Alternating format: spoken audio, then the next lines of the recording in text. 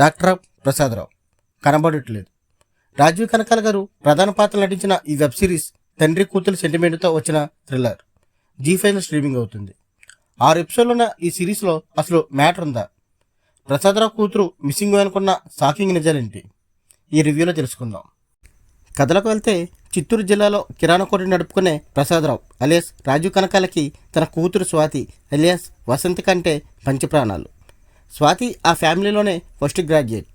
ఆమెకు హైదరాబాద్లో ఒక సాఫ్ట్వేర్ జాబ్ వస్తుంది. మొదట ప్రసాద్ ఒప్పుకోకపోయినా భార్య సుజాత బంధువుల పోరుతో తనే స్వయంగా హైదరాబాద్ వచ్చి హాస్టల్లో దింపి వెళ్తాడు. కానీ ఒక నెల తర్వాత స్వాతి సడన్గా మిస్ అవుతుంది. Phone switch off. ఈ కేసును ఇన్వెస్టిగేషన్ చేయడానికి రెబెకా జోసెఫ్ అలియాస్ ఉదయభాను వస్తుంది. కథ ఇక్కడ 3 టైమ్ లైన్స్లో సాగుతుంది.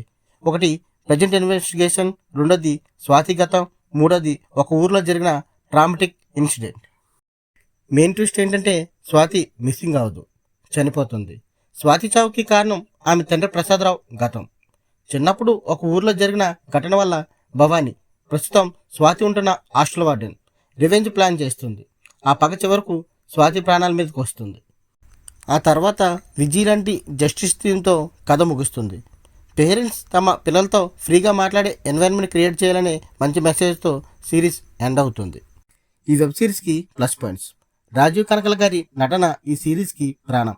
ఒక తండ్రి పడే వేదనను ఆయన కళ్ళల్లో చూడొచ్చు. ఉదయభాను గారి పోలీసు రోల్ కూడా బాగుంది. 150 నిమిషాల రన్ టైం కాబట్టి ఎక్కడ డ్రాగ్ అనిపించదు. Minus points. స్టోరీ లైన్ మనకి కొంచెం రొటీన్గా అనిపిస్తుంది. ఇన్వెస్టిగేషన్ సీన్స్ ఇంకాస్త ఇంట్రెస్టింగ్గా ఉండాల్సింది.